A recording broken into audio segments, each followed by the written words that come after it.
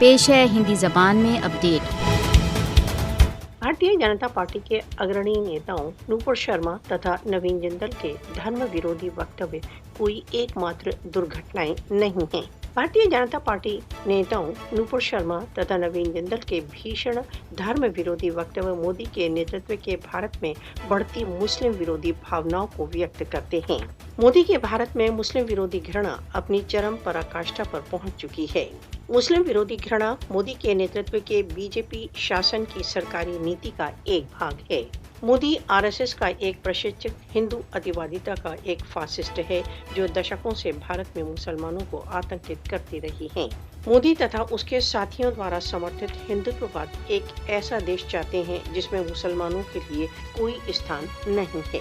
सन 2014 में मोदी प्रधानमंत्री पद पर आने से पहले भी एक मुस्लिम विरोधी के रूप में कुख्यात था। भारतीय जनता पार्टी नेताओं के हमारे नबी हुजूरे अकरम सल्लल्लाहु अलैहि वसल्लम के विरुद्ध अनादरपूर्ण वक्तव्यों ने भारत के तथाकथित प्रजातांत्रिक रूप का पर्दाफाश कर दिया है।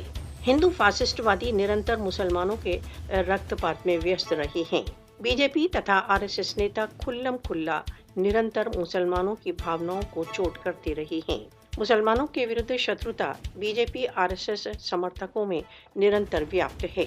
मोदी को याद रखना चाहिए कि नबी का अनादर अस्वीकार्य है तथा किसी भी मूल्य पर सहन नहीं किया जा सकता।